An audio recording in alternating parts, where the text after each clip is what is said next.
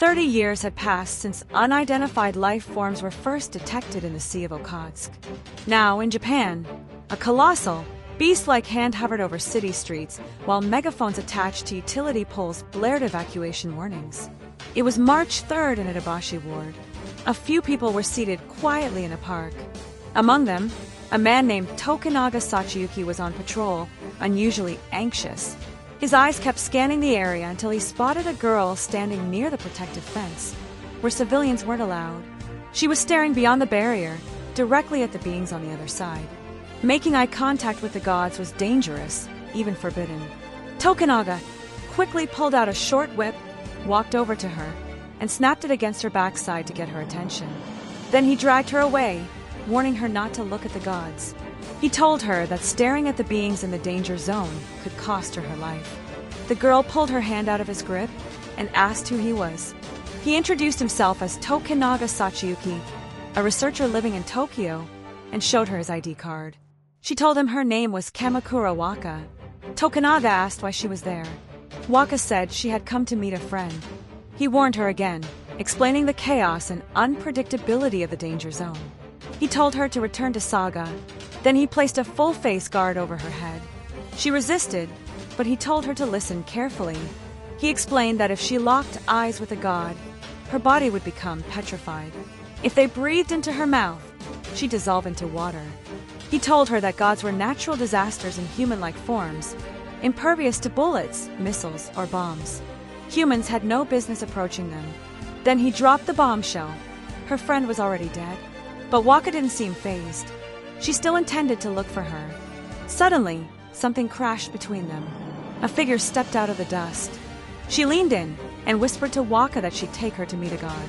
Then she walked off with her, leaving Tokunaga behind. She introduced herself as Uzuki Yan. As they walked, they talked. Uzuki explained that not all gods killed. Some chose people. She told Waka that she had met one herself and had become its subordinate. Now she was out looking for others to join. But Tokyo lacked willing candidates. Most people ran when they saw her. She said she supported the gods, even if they were seen as cataclysmic threats that would one day consume Japan. She didn't care, and even called herself an enemy of humanity. The gods aren't as terrifying as they say, she told Waka. You'll see. Then she asked Waka to join them, and Waka agreed. Meanwhile, Tokunaga was examining something while speaking to someone over a device. Then came another loud crash. Uzuki landed on him, planting her feet squarely on his back. She had grown 2 extra arms.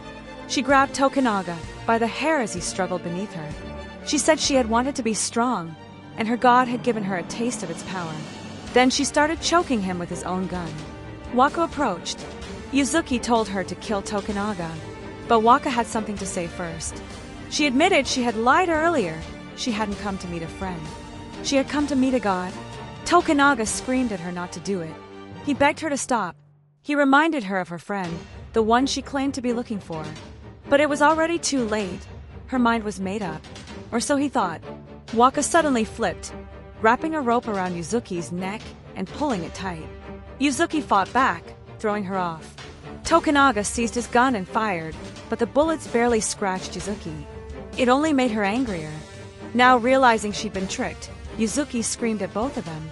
Waka told her no one was going to help her kill anyone and warned her not to push further, or she'd torture her instead. Uzuki only laughed at the threat. Then she lunged. She struck Waka hard in the head, but Waka countered with a vicious headbutt. Uzuki bled. Part of her mask broke off, but she wasn't finished. She grabbed Waka by the throat and yanked a metal pole right out of the ground. Tokunaga tried to intervene.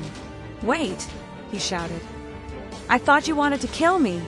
A desperate attempt to save Waka's life. But Uzuki didn't pause. She thrust the pole clean through Waka's skull. Then she turned to Tokunaga and sneered. She told him he was weak, too feeble to save anyone. But something unexpected happened. Waka stood up. She gripped the pole and pulled it out of her own head. Slowly, she began to speak about her friend, how she was killed by a god. Her voice brimmed with fury. A flashback played in her mind. She and her friend, Cheyenne, laughing, eating, sharing moments. Then the memory shifted. Cheyenne was seen near the danger zone's fence, injuries already showing. The next morning, Waka had been at the dining table when the news about Cheyenne's death aired. She had been shattered. Back in the present, tentacle-like, fleshy wings now sprouted from her back.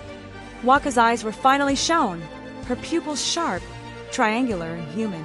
She grabbed Uzuki, who suddenly seemed drained and powerless. The extra hands dissolved. Uzuki fell to her knees, like someone under a trance. Waka pulled a knife to her tongue, reminding her of the promise to torture her until she led her to a god. She pressed the blade to Uzuki's throat. Once Uzuki regained consciousness, Waka said she and her god would learn to fear and obey her. Then Tokunaga rushed in from behind and grabbed her. He demanded to know how she could use the same powers as a god. Waka said nothing. Her expression was empty, almost intoxicated, by power perhaps, or by something far darker. Maybe she was no longer entirely human. Or maybe she had simply lost her mind. Like, subscribe, and leave a comment for Chapter 2.